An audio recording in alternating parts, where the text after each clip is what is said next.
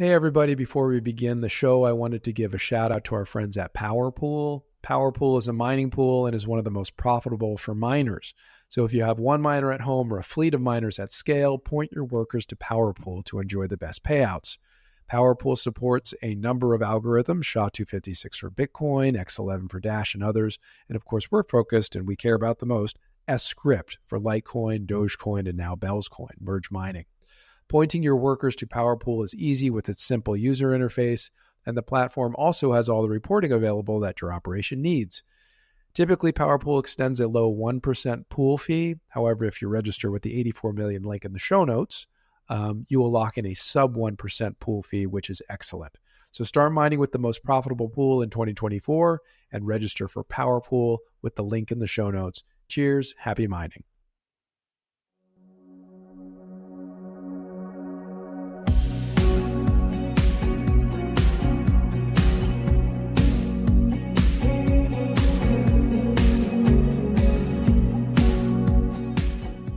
Hello and welcome to the 84 Million podcast. We're on episode 23 and we're with a guest named Bits. What do we say about Bits? Bits is an independent creative and artist who's been with the Litecoin Foundation since the early days in 2018. Notably, Bits is responsible for creating the MWEB logo and the first art toys for Litecoin paired with ordinal inscriptions. Find him on X at IamBits or IMB1TS. Our visual folks can watch the screen and see his handle below his face. So nice to see you, sir. Welcome to the show. Thank you so much for having me. I appreciate it. Absolutely. So before we kind of dive in, because I think this is an exciting topic today, it's kind of a big week for Litecoin. So the birthday, the 13th anniversary was Sunday. That was October 13th. That was when public mining happened, 13 years ago, 2011. And then, yesterday we're seeing kind of an ETF announcement. Now, granted, it's not approved yet, but it's been filed. That's kind of crazy. And I just feel like there's a lot of good vibes in the air. And I kind of felt that when you and I met, by the way, and at the summit, back this summer. But, we go through lulls and ebbs and flows. And, if we're on X all the time, things are like, So I just think it feels pretty good this week. And I think we've had a lot of neat stuff for Litecoin. So I didn't know if you wanted to comment on any of that before we kind of go. Yeah, honestly, so I've been feeling the same way. There's been a lot more positivity and, just kind of getting together with some of the different community members like yourself, and some of the other people that are involved and have been involved for a long time. It really kind of, it hits home because, Litecoin was like one of my first, investments, and I'm still sticking with it, after all these years, really kind of like holding it out and kind of waiting for the, the market suppression of whoever that is. Maybe they'll die sometime and then, we'll go back up and go crazy. But no, honestly, I think that this ETF thing is really huge because we are, we're at a stage where if Litecoin does get accepted as an ETF, I mean, we have an insane amount of financial investors, getting involved and being able to, put this into the portfolios. Once we get a little bit more involved or get a little bit more into the mainstream with crypto being accepted by, say, financial advisors and stuff, then we're going to start seeing them, recommending things. And I think Litecoin honestly is the investor's asset because it is a little bit more boring. It's a little bit more stable. And it's my biggest thing with Litecoin is that it's literally Bitcoin Lite, right? So we were joking about that a long time ago, with where we had the one April Fool's Day and also merch. I have the shirt. Yes. Oh, you have the shirt. That's awesome. So I made the logo for that actually, which is amazing. It's still available by the way at the Litecoin Foundation. Yep. That's sick. Yeah. So we just decided one day that was what we were going to do. And so we came up with this whole marketing plan where we changed over all the logos on the socials and everything and, made it this whole Bitcoin Lite thing. But it honestly stuck to me because I was like, I don't think a lot of people understand that, they don't understand that concept. Like Litecoin is so close to Bitcoin and Bitcoin is literally the crypto asset, right? It is the king. And Litecoin being so close to it, it astonishes me. At least in terms of the price, it astonishes me because you would think that it would be, kind of up there with Bitcoin, because I mean, it is a better Bitcoin. It is faster. It is, all around better. There are only 84 million coins, period. And I think the only reason why we're getting all of this negativity and stuff is just because of the trolls on Twitter and, these people that are just basically saying, well, Bitcoin's better, this and that. There is no second best, whatever. But you can see that Litecoin has literally stood the test of the time, from way back, in the day to now. I mean, we're still in the top 50 at least. And I know it's top 30, I think. And it's just, it's a solid project and it has solid people working on it and solid fundamentals behind it. And there's only 84 million coins. So not everybody is going to be able to own one eventually someday. So that's my big thing on it too. But yeah, that's kind of my long-winded I like it. Journey.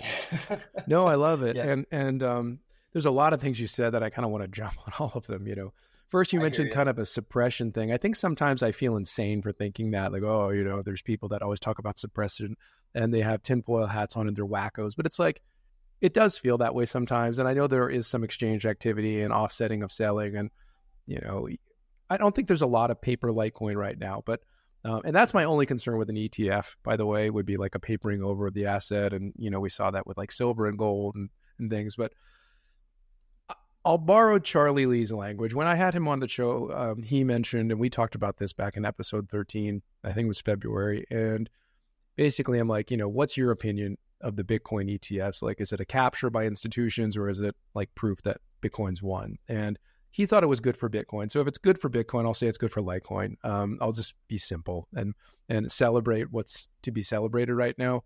But ETFs are funny. They are definitely going to open the market way wider, but it's also going to kind of, in those buckets, be a little bit more centralized. But we'll leave it at that. I think it's good news. It hasn't even been approved yet, but I think it's definitely in the air, and we'll see what happens. So pretty crazy. Yeah.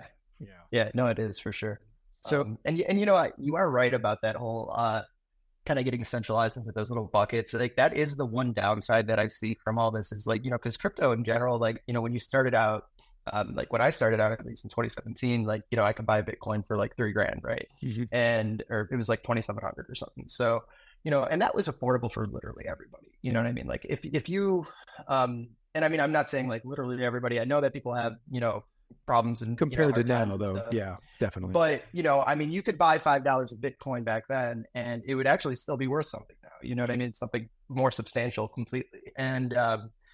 And so that's the only problem with that I see with the price going up so high is that, like, we're starting to get into like the point where it's lessening the effectiveness of financial inclusion in a way. We're not able to really just buy a little bit and then have it grow substantially very quickly. But with that being said, having those institutions buying now, they can really rack that price up pretty quickly. So that is where we get the $1 million Bitcoin ideas and where we get, the $2 million, $3 million Bitcoin ideas, and so that is, ultimately, kind of where we're at, like it or not, so, and there are days now where so back in the day, I used to get so stoked when the price went up. Right. And nowadays I'm like, I kind of don't get stoked anymore because I'm like, oh man, I'm not going to be able to buy as much anymore, or even use it. Yeah. Oh, that too. I mean, oh my gosh, things are just insane.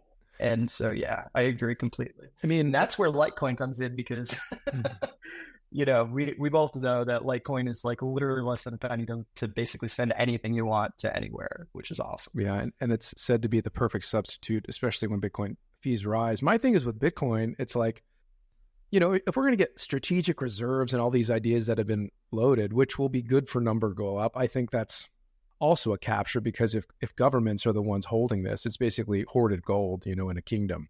Mm-hmm. So the people aren't going to be using it. I mean, some will. I mean, there's some folks that have been early that have enough of it that get around, but the vast majority of people will not be using Bitcoin at that point. So it will fail as a money. It will be an asset, but will no longer be money. And my thing is, I don't want to know what the fees are going to look like to move things around. And by the way, like, I don't know. I just think that'll be a crazy world, and we'll have to watch and see. But it seems to be going towards like, oh, the banks will be holding Bitcoin. All these things that were mentioned in years past, like they're actually coming. We're getting close. So it's pretty wild. I mean, to hear the speech, and I've alluded to this on the show, I wasn't at Bitcoin National, but like just to hear the speeches given there, like it was emotional and moving. Like the power of what's happening with that asset right now. Even though it's abandoned a lot, I get it. But like some of the original principles were vocated there. And it's just like, wow, we have politicians talking like us now. Like, where did this come from? And that's crazy. So, but I'm a Litecoiner. We're here for Litecoin, but of course, we're friendly with Bitcoin. I don't know if the maximalists are friends with anyone, but either way, we're grateful for the historic relationship between Bitcoin and Litecoin, and it is indeed a twin. And in terms of second best, I know, the maximalists love there is no second best except for Bitcoin on BitPay. We're gonna have to take second best on that. So they're gonna have to. I digress, and they'll omit that like anything else good that comes from Litecoin. But anyway, stepping back a bit, you're a part of the foundation. You joined in 2018. Tell us kind of your inroads to the foundation, and maybe what you've done for them over the years. I think it's really cool about the MWEB, by the way, which I didn't know. So tell us about that. Yeah, for sure. So I'll start with the foundation, which is an awesome story, and it's a really crazy story. So I was, my foray into crypto in general is just absolutely insane, right? Like I went on Craigslist and I was like, putting an ad out, and I was like, I really want to learn JavaScript. And the only thing that I really had at the time was just, I can design really well. So like, I can design some stuff for you if you want to do that. And then I had this one guy reply to me, his name was Kai. And, he's a programmer, and he was like, hey, yeah, like, I mean, if you want to learn JavaScript, I could teach you, I'm in Buffalo, and you could do some design work for me. I have all these different business ideas, et cetera. And I was just like, all right, fine, whatever. So, so we got together, we, had a few meetups, and it turned out that we were like kind of better friends than anything. And so we ended up becoming friends through that, little interaction. And then he told me about how his friend got into the Ethereum ICO. And he put $50 in, and then he got like, 500 Ethereum or whatever it was at the time. And, or maybe it was 50, but yeah, I don't know. Anyway, it was an insane amount of Ethereum for a very low amount of money. And he was seeing how that was growing and stuff. And I was just like, dude, I got to start getting into that. I didn't have any stocks at the time. I didn't have any kind of like, finance, like information or, knowledge, mostly, I came from like a working class family, and, I mean, my dad did own like a company, at one point, but like it was just not like we weren't like living like, super, super high or anything like that, like just startup life, kind of stuff. So anyway, I digress. So he ended up introducing me to this guy, and that was kind of like where my crypto journey started in early 2017, which was actually like at a great time because it was just before the bull run, and started going crazy. So I ended up going to a conference. I ended up going to CES, met a few crypto people over there, ended up traveling to another conference like the next week in San Francisco. I ended up meeting this dude, Eric Lee, who was the one of the original founders of LinkedIn, and he was starting a project. Joined his project, started getting involved in the crypto world and stuff, got involved in all these different Telegram groups and stuff. And in one of the specific Telegram groups, somebody was like, well, I'm looking for a designer that does websites, but they need to be like good at design. And I was like, that's me. That's literally me. And they were like, oh, it's for a crypto project. And I'm like, okay, cool. So then I see this, I say, yeah, I'm down to do the project. I don't know who it's for. I don't know what it is. I just want to get involved. Right. And it turned out that it was the site design for the first Litecoin summit. And it was done by this company called the Litecoin Foundation. And at the time, I was like, the fuck is a Litecoin Foundation? This sounds like a scam. And I looked into it, and I was like, oh, Charlie Lee's part of this. This is weird. So it's actually legit, huh? And at the time, everything was a scam. So, I mean, it was just like very, very surprising that I just randomly happened upon this really great opportunity in this random Telegram group. Right. And, so then I said, yeah, let's do this, and I'll try and help out. And I ended up getting John, who was their marketing person at the time. We ended up, coming up with an idea for the website, started producing that. We produced that and got it all out there. So it was pretty cool. And that was my first foray into the foundation, which is kind of crazy. So then I ended up helping them kind of remodel the website again, in the future. And then I know Robbie came in and he's been doing an awesome job with it today, and that's been, just amazing to kind of offload that, responsibility, but because it's a lot of work, and it's a huge site. So, but he does an awesome job too. But yeah, that's kind of my foray into it. You're following him, by the way. He was episode 22. We were talking about VPM, and oh, cool. And so we're hitting the foundation here. We're going down the line. Not exactly. We have everybody from all over the place, but I mean, the foundation. I'm very supportive of the foundation. I've always been, and I aired a little bit of grievance on my kind of personal account this week, just because there's so much moaning. It's like, oh, Litecoin Foundation's not doing this. It's like they're doing a ton. And they are. They're doing more than most people do, honestly, in the crypto space. Yeah, and the point is, Litecoin should exist without them. Period. But the point is, we get to have them, and they are doing a lot for advocacy. Litecoin itself, proof of work generally. I mean, this morning you were on the space with the proof of work Guardians, I think it was called. That was amazing. Yep. That is so great, And Jay was in it.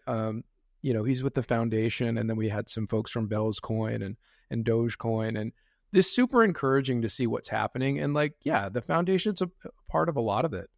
Again, not all of it. They shouldn't be a part of all of it. And that's my gripe. If you're going to sit around and complain, start building something, get with other people to crowdfund something, do something together. They have a place, but they're not going to do everything. We don't want them to do everything.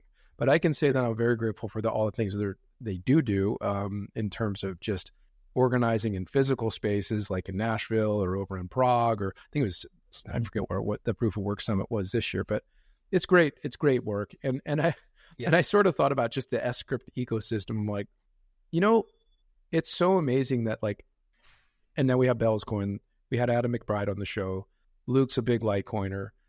And it's we're all working together. This is exactly it's amazing. And if you look at Shaw, they all hate each other. But I'll leave it at that. Yeah. I'll leave it at that. So I think it's beautiful. So thanks for sharing about your Litecoin kind of entry into Litecoin and the foundation. And again, check out the Litecoin Foundation, subscribe to them. And this is not a paid ad, but they're important. They're important. They are, and you're part of that. So I think that's great. So let's move on to maybe collectibles. So we'd not touched on this directly, although I can see behind you, you got a few things. And the space is kind of going bonkers the past few years with digital collectibles, and Litecoin has pieces of that now. A lot of it's digital, right? With runes and ordinals, and the original one would have been an Omni layer, right? Which we have Omni Lite. But there's this whole world of digital or physical artifacts or collectibles, and I'm thinking maybe the oldest physical artifact would have been a Cassius. Hopefully I'm pronouncing that right. I think you're right. The translucent OG Litecoin label. It was before it even had the strike, the Polish L or whatever it is.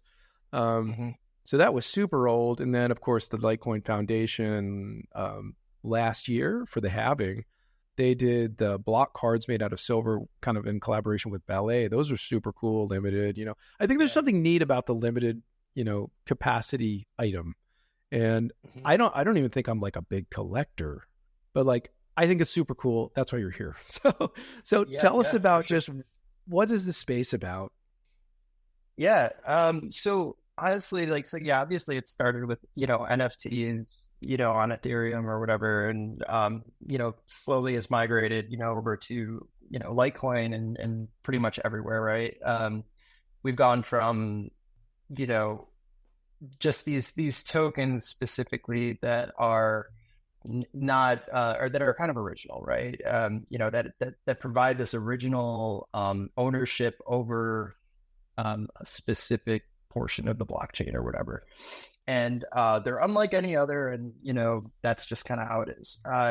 So I guess in my eyes, there's a lot of value in them, but there's also a lot of scamminess and unintentional scamminess, I think, in them too. Because I feel like a lot of people get involved with them. They think, oh, my product needs a NFT. I'm going to start selling NFTs. I'm going to make a bunch of money, whatever. But then they just don't know what to do with it. They're like, well, okay, we have all these NFTs now and we sold them. And so we have the money, and that was the goal, really. And for some people at least. And so I guess the next steps become, what are the things that we can do with ordinals or NFTs or whatever it might be? And I mean, there's obviously Bored Ape Club honestly had one of the best, solutions to that, where they had their Ape Fest. And if you had a Bored Ape, you could get a free ticket to the, the festival, etc. I think that's great too. I think that's awesome. Building a community around something like that is huge too. It kind of makes an exclusive group. It makes something that's, exciting to be a part, because humans in general want to be special, despite us being a minor pale blue blip in the universe. We are ultimately driven by being, feeling special and stuff. So I think that that's, part of the aspect there. I think that there could be a lot improved, honestly. And that's what I'm trying to, to start working on.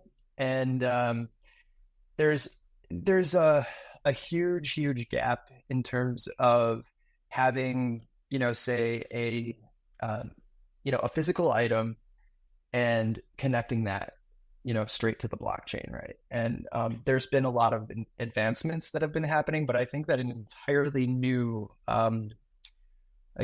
standard or something like that has to be developed for NFTs to be connected to physical items. Because the problem with physical is that, people have done this for a long time, and they've been like, okay, well, we're going to, put a special little label in here, and it's going to have this specific stitching or whatever, say for like a Louis Vuitton, and this is how you're going to be able to tell that it is an authentic item. So anti-counterfeit. But yeah, exactly, right. But the thing is that anything that you do in the physical world can also be replicated, right?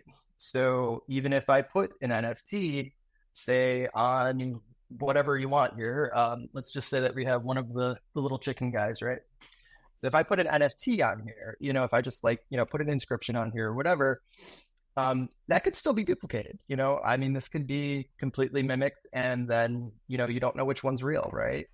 They could have both the same, public key or whatever it is, and then that's that.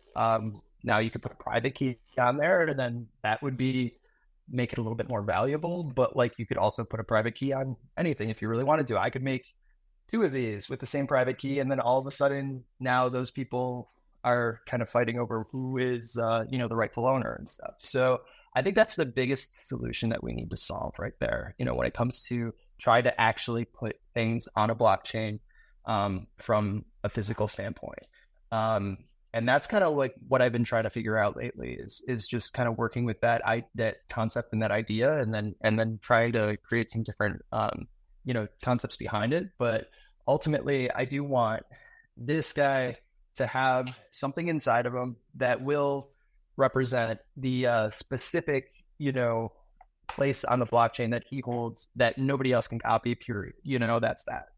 And so that's kind of been my ultimate thesis here, or my the thing that I really want to kind of get to in life. So now what we've done in terms of the collectibles that we did on Litecoin, we created paper wallets, right?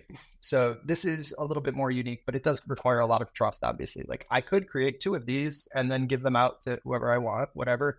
I did only create 84 of them. There's a number on the back. If you got an AP, those are a little bit separated from from the 84 complete ones, but there were only, I think, 5 or 6 of those out there. But anyway, basically what this does is this, I put an ordinal on a wallet, printed out the public key, the private key, slap that on there, and then, kind of sealed it up.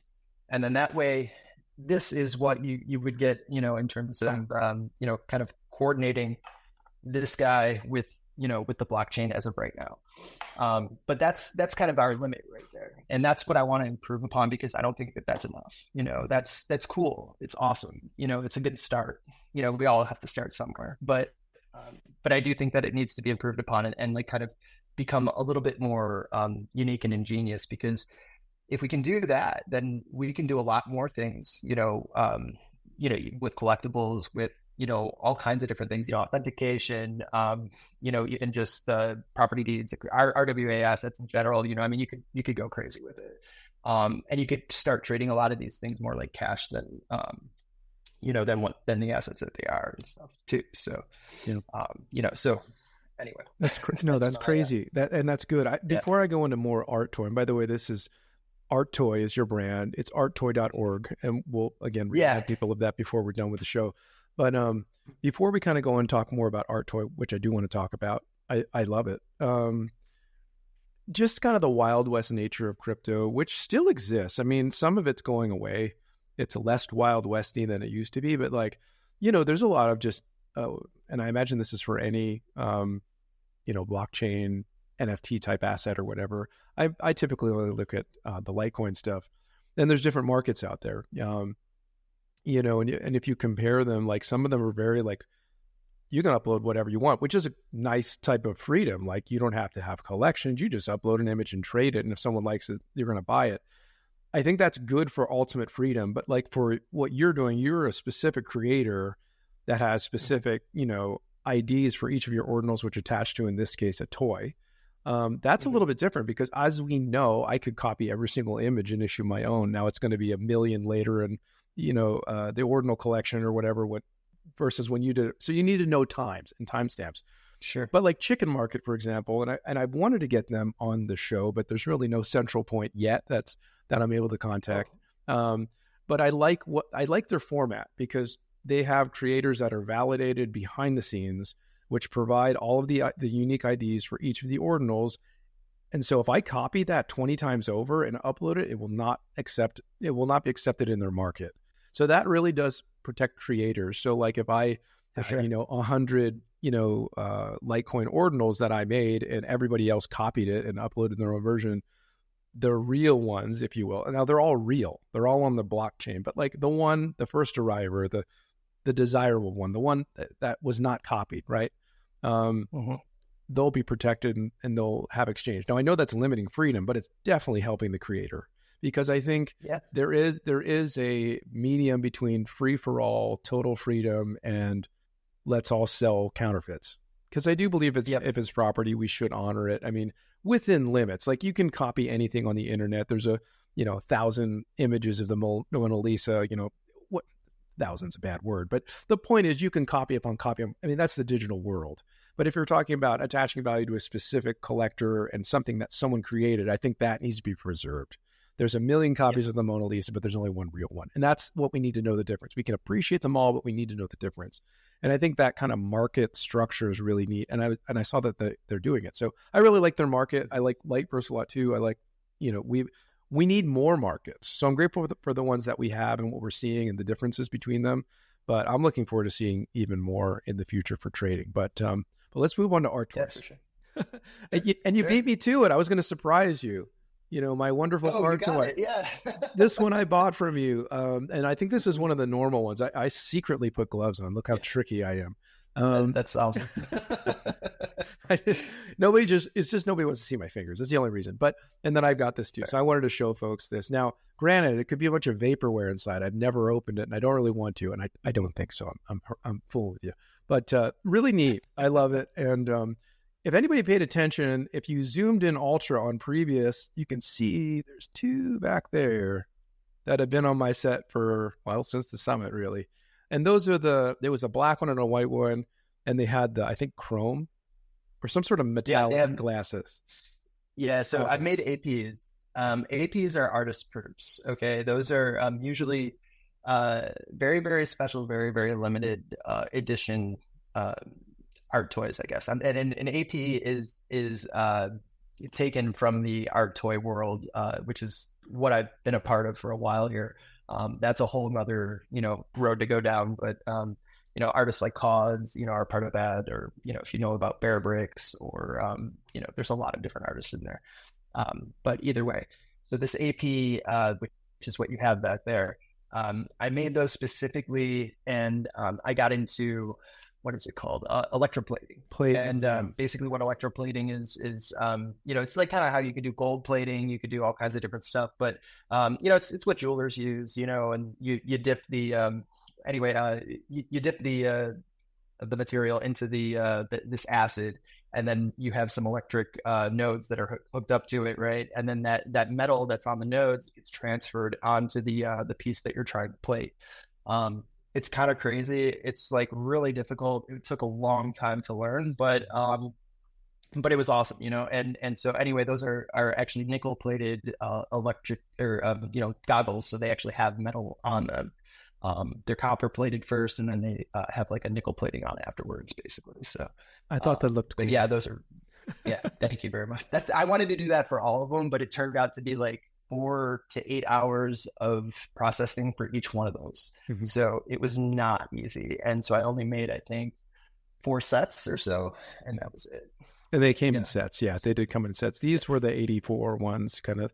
What are these called? Which ones? Just not the AP. So those are just those are the base chickens. Just 10 out of it. And they're just part of the 84 set that we produced with Litecoin. Yeah. So tell us about the design.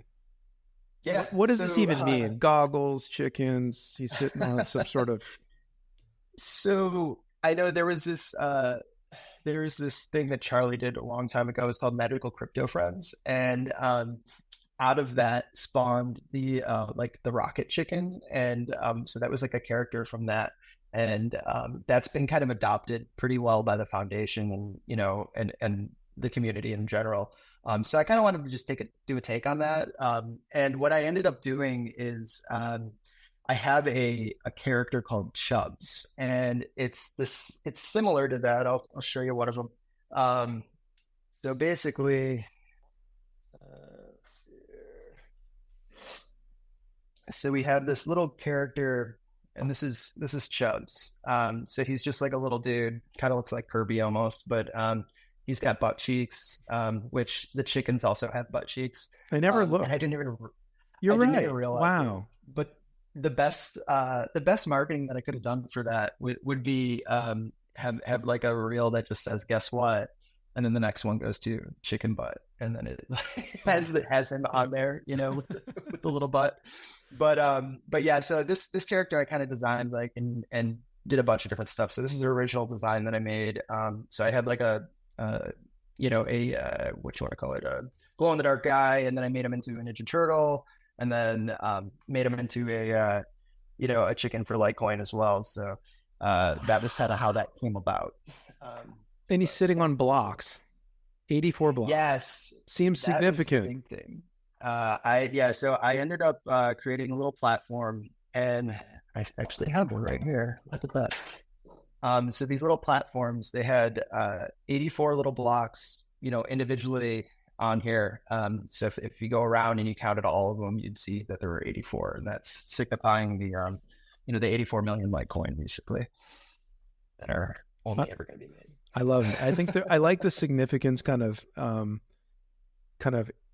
integrated into the design, and also just kind of like bringing back some OG memes like the chicken, which was Charlie, right? And we have a lot of. I like that is still representative of Litecoin, because I was like, who really refers to Bitcoin as its badger anymore or anything? Like, I feel like people don't really. I forgot about that. Like, there's some other animals associated with others. Yeah, and you don't get it. So I'm glad to see this brought back, and I thought it was super cool that you were creating it, that you're bringing Litecoins, Litecoins, art toys to Litecoin, and we didn't have any before. I hope more are created, and I guess that's a good question for you. Like, what have been sold, what are still available, where do people get them if they're interested? So we honestly sold a bunch at the event. All of the APs, I believe, sold. I do have a couple APs on my site that I had created. I think at the show, it was like the last day or something like that are still available. But that I did provide on the site just in case anybody wanted one. Nowhere, but and they couldn't make it to the summit. So, but we do still have a few left on my website at artoy.org. So I did leave those up there just in case anybody wants to get them. I may take them down eventually because we don't have too many more. And eventually, we can just, pop them up at another summit or something like that too. But the idea with like all of these art toys is really that, they are kind of hard to get, right? And especially this is literally the first one that was ever done on Litecoin. So it has quite a value to it in my eyes anyway. Obviously being the creator, I can say that, but yeah, but first is first, like just like Litecoin punks. First is first. Like they're the first ones. There's 100 of them. Yep. Go ahead. Yep, exactly. But yeah, so that's that's pretty much all I wanted to say. But I think that it's kind of unique. So there really aren't too many people doing this outside of me. I mean, there is I did go to DesignerCon the one year, and there is another company that does Nownies, but that is the only other people that I really know about doing this kind of stuff. I know Super Plastic did have a set of Bored Apes that they produced for Bored Ape Yacht Club, and you could only buy them like if you had a specific Bored Ape or whatever. But yeah, they kind of spun off with it too a little bit. But yeah, I came out with this idea back in like 2018 when I was working with the Litecoin. It was 2019. I'm sorry, I should say that. There was a guy named Frank Kozik. He had since passed, but he actually did the artwork for Offspring's Americana CD. Oh wow! If you're familiar with Offspring, yeah. And he was a huge guy in the art toy scene. And I actually contacted him. I was like, hey man, we should make a Litecoin toy. I'm part of the foundation. We should like collaborate and do something with Kid Robot. And that's a huge operation. They're the biggest, probably one of the biggest art toy manufacturers out there. And we were talking for a brief minute, and then but it didn't really go anywhere, and then the kind of bull run happened back in 2021, and things started getting talking about a little bit more, but Frank's since passed away since then, and so yeah, that was that. But yeah, it's an exciting space though, and I think that we can really like I said before, build upon it, kind of make it into something a little bit more. So I'm excited to see what the future holds with that. Yeah, there's interesting iterations of these things, and I think yours is kind of time stamped for our era. But I would be interested to see if more collections come out or new designs at future events, or however you decide to do it. We'll follow you to find out. But in terms of, go ahead. Yeah, I was just gonna say that. So there is a project called Sad Frog LTC on Litecoin, and they're part of Chicken Market, etc. And the guy who owns that actually lives like 20 minutes away from me, which is really crazy because I had no clue that this guy even existed, and let alone that he would be on my flight home from the summit. Wow! But it was just kind of crazy. So we're going to end up actually collabing together and doing a figure for his Sad Frogs. So that'll be kind of cool. That's actually really just started on it. That's amazing. I literally just started on it last night. Congrats to your first name. That's really good. And I know you saw, I saw your profile picture was a Sad Frog. I have one. I'm a proud Sad Frog owner, and nice. I should get him on the show to talk about that, because he's one of the OGs kind of creating NFTs and things in Litecoin too. So it's important to talk to you guys. You guys are the ones doing the work when, especially when like the air's out of the room. Like now we're excited because there's ETFs and all that, but like there's periods of time where it's like crickets forever and there's like 10 people talking. It feels like that. That's not actually reality, but it feels like that. And the people that are around in those times are like, you really have to appreciate them. So that's great news. And I think he's involved with Litecoin Studio too, I think. Yeah, he created Litecoin Studio. Okay. And there's some neat stuff they're doing too. So again, another reason to have him on the show to talk about all that. I guess back to collectibles. What about secondary markets? Is there places where these art toys, you can liquidate them, if you will, or I'm just curious. Yeah, I don't, these aren't a my good question. spaces. I went to the summit. I'm like, that's the first art toy. They're super cool. I Yeah, want one. And by the way, they were very yeah, affordable. I'm not paying, for you sure. know, $500,000 for one of these. Wait 50 years. I'm kidding. But I'm just curious because there's got to be a secondary market because it is a market, right? Yeah, so I mean, it's interesting that you say that because like I still think that we're kind of at the infancy of this whole kind of collaboration. So honestly, the only secondary market that I can think of right now in terms of, you know, collectibles and stuff would be like eBay, Mercari, So something the like that, you major, know. So okay. the normal ones that you would you know, liquidate any one of these guys on. Now that being said, you know, I got into this in 2020 thinking that this would be a good asset to like, you know, kind of just hold, you know, just art in general. You know, it usually appreciates over time and stuff a little bit. And then, and it's something that I like, right? And that was the most important part. It's just like I was tired of seeing these 90% dips and I don't have anything in my room. You know, everything's like kind of like just blank and like I'm just like, you know, this is just kind of a lame thing. So this kind of like helps me perk me up and during the bear markets and stuff, you know, and kind of have assets that are not strictly in crypto solely. So yeah, but I've liked it. You know, I mean, I think it's fun to kind of support other artists too and stuff.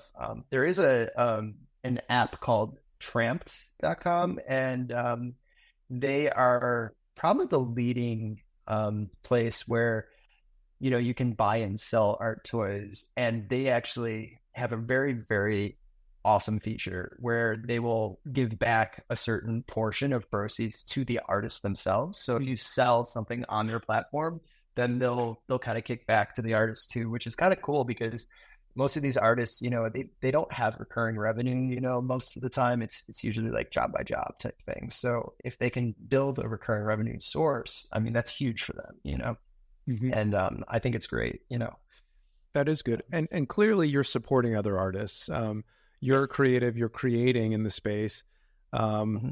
You have your certain kind of vibe with your designs. I'm curious what may have inspired that. But here's a second question at the same time, which is so complicated here, is you got a shelf full of collectibles behind you. Any favorites? Like what do you like? So my favorites, honestly, are designed. So I had to stick with collecting from specific designers because when I got into this, I was just like, okay, I'm going to collect everything and I'm going to just get everything that I can because I love this space. I think it's awesome. And then I was like, man, it's really hard to collect everything. Like, and to be honest, a lot of this stuff, you know, ends up sitting in a box downstairs. And then like, you know, it's just like when you were a kid, you know, you get a bunch of toys that you really wanted. And then you're like, oh yeah, okay, I'll play with that, you know, whatever. And then they go into the big bin and then you never see them again. Right. Right. And, so I ended up starting to collect from 3 different specific artists. The first being Sket1. He's like my favorite. So he has some very unique pieces. He mostly, so he's a graffiti artist. His dad was in the music industry actually, and he was like a record producer for a lot of like early '90s rap and stuff. And so he kind of grew up in that like kind of culture and stuff. And he ended up making a ton of different you know, different art toys, but specifically, so I can show you kind of here. All of these ones were made by Sket1. So he's got like a bunch of different stuff. There's, oh my gosh, what else do we have? So these guys specifically were all created by Sket1. Yep. And then all of these guys up here that are really super colorful. Wow. These are created by Sket1 too. That's amazing. Yeah, he's got so when you talk about EPs, like I have literally the biggest Sket EP collection there is, period. So like he's got like, so this is like a 1 of 1 right there. This is a 1 of 1. You know, he did a bunch of different stuff. I think he actually just did something with the NFL recently, but these are all of his. Those are all of his, and those are all of his, and these are all APs right here. Wow. Yeah, and then the other artists that I like are Amanda Bissell, which she actually has done all of these guys right here. She's an amazing artist out of, I believe, Washington or Oregon or something like that, somewhere over there. And then Scott Tolson, he is actually a Disney or not animator, but he works for Disney. He made a lot of the stuff in the Star Wars park and stuff. He's a great guy too. But he curates these things called shards, which were so how do I explain it? This is a dunny, which is like a little rabbit beard type thing. And they make them in collections, right? And it's made by Creed Robot, but they made a specific one, a specific collection that Scott did, and they never released this one character. And then everybody got like so excited when Scott started releasing them by himself, and it was called a shard. And it's kind of like a blocky looking type thing, but I have a huge shard collection up here. This is all these specific shards, and they're very, very, very difficult to get. Most of them are 400 plus a piece if you're really wanting to get into it. The larger ones can go upwards of 800, 1,000, somewhere around there. I think I paid 1,200 for this guy right here, which is a Quicks custom 1-of-1. So that's it's crazy. You can get pretty deep into these things, but it's a very unique space, and a lot of people just creating really cool stuff. So just awesome to support those guys. That's amazing. And I wasn't expecting that. So this is one point where you're going to probably want to watch this episode versus listen, but thank you to all of our audio only folks. And of course, a reminder to subscribe wherever you find your podcast. But yeah, I mean, you just got a tour. I mean, that's impressive. I wasn't thinking we'd get that. I just was curious about, did you collect anything like baseball cards when you were a kid? And like, you got a whole room. That's amazing. No. Yeah. So you ended up here and you didn't have baseball cards? Amazing. Did you have Beanie Babies? Come on now. I had Pokemon cards. Back in the day. I wish I had them all, but like I still have a bunch of them. Like I still have a holographic Charizard and shit like that. But like I don't know. Like it was yeah. I mean that was like pretty much it. I think if I collected anything else, because I was huge into like four wheeling, and then I got into like playing like guitar, and I had a band and shit. Like so that was like my time spent, I guess you could say, but not really collecting so much. This all came about because of COVID. I accumulated all this stuff because I was like sitting here and I'm like, what am I going to do? Like, this is just like boring. And then I would just like order something and come in the mail and make me happy and get the dopamine hit. And then you're like, no, let's do that again. That was fun. And then you end up with like 2 rooms of just stuff that's sitting in boxes that I need to get rid of now. So that's I kind of like. So I'll go on and ask you this, and we sort of alluded to it, but how do you see these things aging, whether it's these art toys behind you or the Litecoin art toys that you're creating? How do you see these markets aging over time? Or maybe there's historical examples of other things that have aged well over time. So I see it in a few different ways, right? So it depends on how hyped up the artist gets, first off. It also depends on the desire for the specific content that the artist was creating at the time, in the future. I think I want to do a few that are actually like kind of political satire type toys, which I think would probably do a little bit better in terms of value over time. And I mean, with any of these things, I don't think that you're going to make like crazy money off of them or anything like that. But like, I still think that you could easily 4, 5, 6x, your initial investments. And you have something that's really cool to like, sit on your shelf or sit on your desk or something like that kind of makes you happy over time. I'd say that, to be honest, I think that's more valuable, having something that makes you happy that, you kind of look at like, dude, that's cool, because like in the end, if you're not happy in life and you have all this money and you're like, money doesn't make you happy. Like it does to a point, like you can ease your financial, issues and stuff, but like, it doesn't, you don't get $1 million one day and then all of a sudden say, oh, life is so much better now. It's like, oh, okay, that nothing changed. Like why didn't anything change? And you're kind of like looking for that, that next thing. Oh, well, maybe if I make 10 million, maybe if I make 100 million, maybe that'll change it because, then I can just, be set for the rest of my life. I don't have to do anything. Right. But like, why would you not want to do anything? Like that doesn't make any sense either. So it's like, you got to kind of find what makes you happy and, kind of deal with that too. I think that that's very important. And And if you don't like these things, then don't buy them for sure. I mean, it's for sure. I don't think it's just a sole investment, type thing, which I know a lot of our viewers are probably, definitely just investors, and that's that. But like, and then they do their other thing. But a lot of people that, eventually do come into money kind of like understand that eventually, and they'll start buying paintings, they'll start buying, different things like that. Surprisingly, paintings really go over well throughout the years, and they last quite a lot better than say an art toy or something like that would. But yeah, I mean, I think that eventually, there is probably going to be museums and stuff about all these things, and kind of it would probably be difficult to get a lot of these things eventually too, because if you just let them sit in the box, there's a thing called leaching, and the plastic will like leach over time, and it starts stinking, and it needs like that air to breathe and stuff, so it kind of almost ruins the toy in a way. So yeah, if you display it though, I mean, it's kind of breathes and stuff. Yeah. This is good. I like this. Yeah. Very good. So light won't degrade ultimately. It'll actually give your toys some light, and they'll age better. I mean, it's interesting because go ahead. Yeah, I was just going to say, not directly though. Don't just put it in front of the sun. I mean, it'll still like. We're in Texas. I think it will do great right out in the front. No trees, just baking all day.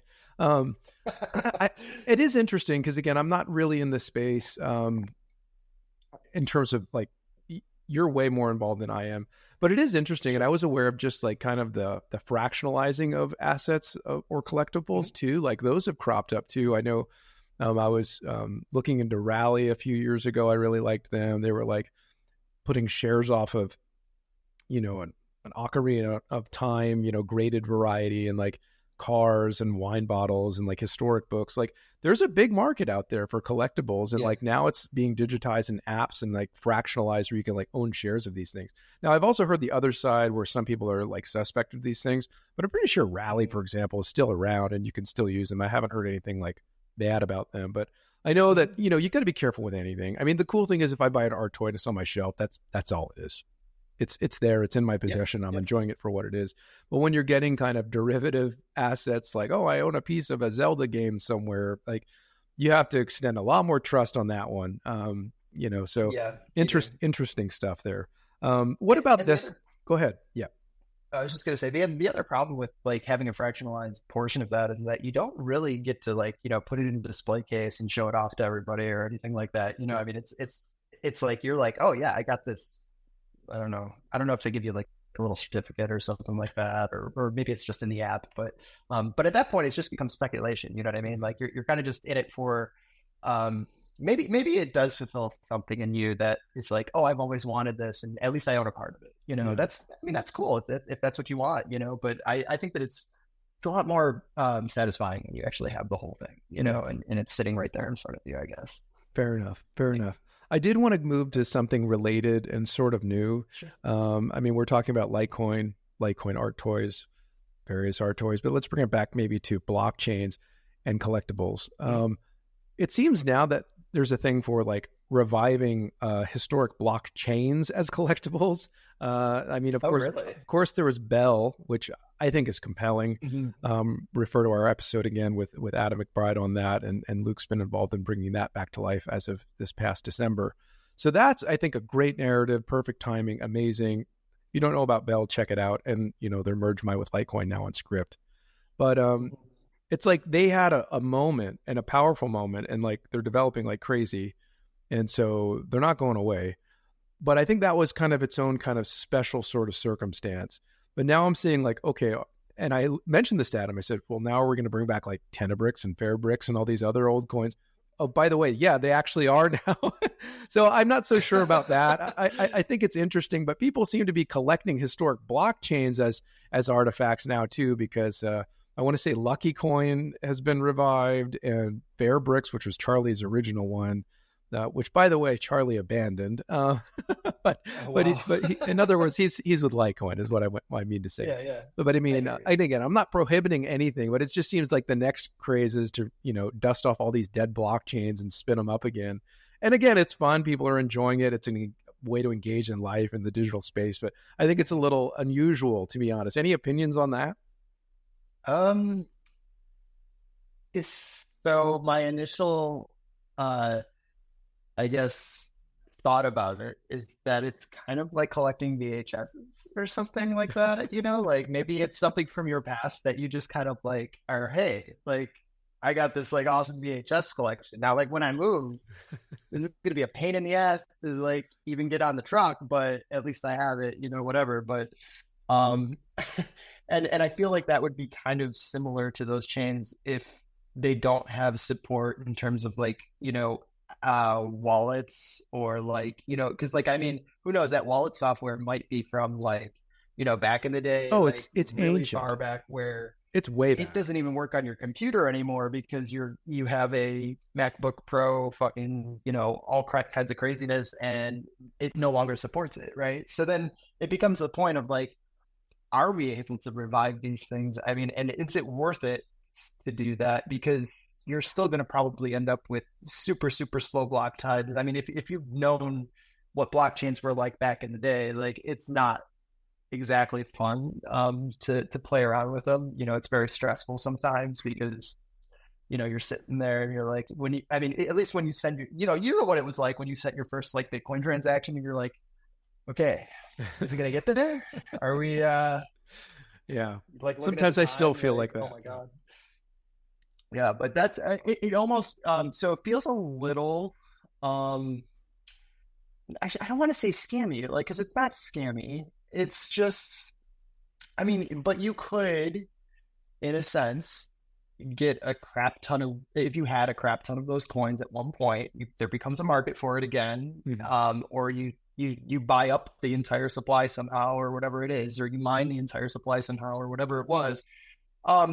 It becomes a little bit like you could hype that up and then turn it into like a profit generating thing for yourself. And then you're kind of like almost shitting on retail at that point. You know what I mean? And you're like, oh, look at this. This is so cool. Like, this is awesome. And then like, like, okay. And I just bought more Bitcoin. And then, which sadly, that's the story of most cryptocurrencies, whether new or resurrected. What you're describing is mostly what has been happening over the past, 13 to 15 years. You're right. You're absolutely right. And honestly, I didn't see that.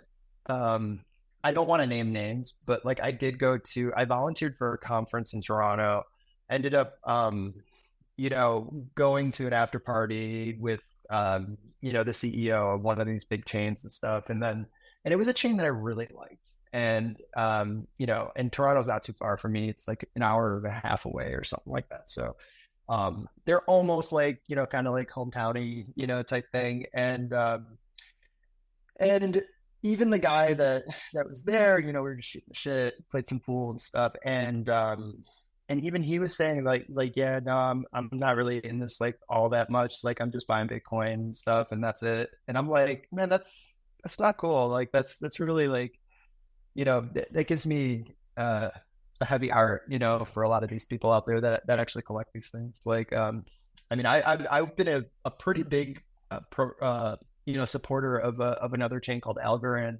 And a lot of the reason was because I had a VC friend that, got invested into it. He was like super big into it. And a lot of the stuff that they were doing was awesome. I was working for Exodus at the time, and they had their stock on there. And, they produced a stock and it was on the Algorand blockchain. And I thought that was amazing, and I thought that there was a lot of potential for like regulatory impact and stuff like that. I mean, they could really like get into the market pretty well. But then it seemed like, and this is just speculating, I'm not saying anything specifically, but that the leadership was kind of like wasting money in a way and like starting to like kind of almost take it into the ground, not whether or not it was purposeful or not, it happened. Right. And then like, so my initial buy-in in 2019 at like 19 cents, completely went up to like $3, retraced completely. Now I think it's at 11 cents. So it's like, that kind of like hit me pretty hard, into more becoming a, kind of a, Bitcoin, Litecoin, Ethereum type maxi, because, a lot of those, assets have just, appreciated like crazy over the time, that I've been involved. And I've seen very few assets aside from those, really do well, and even Litecoin is struggling right now. I mean, honestly, it's not where it needs to be. But I think that with this ETF, hopefully we can start getting that pushed up. And I know that you were saying earlier, you don't know about this whole like price suppression thing and all that. And I have a hard time believing that somebody in the Bitcoin network is not suppressing it. Somebody that made like a crap ton of money on it, at some point. And maybe they're trying to do it, they could either be trying to do it for a, malicious reasons, like they don't want to see it succeed. Yeah. Or I would think they that's want what everybody it is. to give up on it. Yeah. I would think so too. It would have to be the only other thing that I could think of is that they're doing it because they don't want the transactions and everything for Litecoin to like rise like crazy, which has been happening despite that effort, if such an effort exists. Yeah. So that's what I mean. Like Litecoin's like a prevaler because it's still here. It's 13 years. It's 100% uptime. It's used more than ever on BitPay, which of course, prohibited it for a long time. And so like once it gets in, it crushes it. And I mean, we are not at an all-time high if we want to talk about the price of Litecoin. It went to, I think, from $3 to 390 or something in 2017. And then I think it retraced to like 420 or something once. I'm forgetting my years now. It's like distant.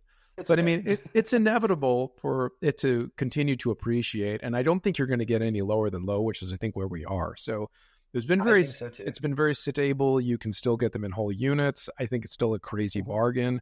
And I don't think it's going to always be that way, right? So it won't be eventually. And I can almost guarantee that once the institutions start coming in and start seeing this and learning and realizing what it is, realizing that it is a Bitcoin, clone, and that they could own probably 100,000 coins for not a whole lot of money, a whole lot of money for them. They're going to do it, and then that's going to start driving prices up. And then we're going to start getting into probably that crisis of, where are there enough Litecoin on the market? And then, and let's hope so, because I think that we all deserve it. Honestly, it's been a very, very long road, on this. And I think it's a great asset. And to be honest, it's got better, metrics than most blockchains out there. So, just with that in general, it's a success. That is literally a definition of a successful blockchain. And you cannot produce a proof of work blockchain right now at this point in time that's this secure and this decentralized and, doesn't have a looming founder's bag hanging over its head, or something like that. So, so it's very unique and it's very valuable in my opinion. I think so too. I absolutely agree with you on that. More could be said, but we won't do it. But let's talk about maybe end the show with Litecoin. Just what's your what's most exciting you now or going forward about Litecoin, and then we'll kind of close the show out. So I guess like the ETF definitely is huge. I'm super stoked that Litecoin now has NFT capabilities and everything. I think that was much needed for a long time. And then we've been talking a little bit about the DeFi aspects of what Litecoin can do. I think that is going to be the next big thing, and if that can start to protrude through, that is going to be a huge thing. There is another thing that I wanted to mention, but I don't even know how to segue into it. But it's knowledge that nobody knows. Well, almost nobody knows. I usually tell people whenever I see them, out in the wild and stuff. I might have told you at the Litecoin Summit, but I, as you guys know, I was the creator of the MWEB logo. Which was a team effort between me, Charlie, and a few of the others, in the group. I think David Schwartz was in on it too, and so I made a ton of different examples of what we could make it, and then Charlie liked this specific one that we produced, which is the MWEB logo as it sits now, and it's kind of off to an angle and stuff. But if you actually take the MWEB logo, let's see if I do have a sticker. Okay. I don't know if you're going to be able to see this at all, but, if you can see the MWEB, can you see the MWEB logo on it's there? the L and you can see it. Yeah. Okay. So you got the M. So that's M. This is W. And then if you turn it, then you have, am I the right way? you have E, and then you have B. So it literally says MWEB in just those two little squiggly lines that are happening there, which is something that most people would never even know, and they just think it looks like intestines or something like that, I never connected the EB. I just saw MW. Okay. But that's amazing that it completes itself within that design, which, by the way, those I think you had at the summit, and I don't know how I missed them because I saw them laying around. Like, those are super cool. Super cool. I mean, if you want a few, I can send you some. I still have a bunch left over, and they are available on my website, but I'm happy to send you some. I'll reciprocate in kind with some 84 million stickers. Sure. I would be glad to take you up on that. Hey, cool. Yeah, that'd be great. Well, very, very cool. It's been great having you here. And again, arttoy.org, correct? Yep. Yes. So I guess final thoughts, where can people find you? We'll close. Yeah. So I guess, I'm very, very active on my Instagram, which of all things, which is kind of crazy. I know for a crypto guy, but being in the art world, that's where a lot of the artists are. So I've been really big on Instagram. I am, same tag on Twitter as well. If you do follow me on Twitter, I probably will allow you if you're a real person.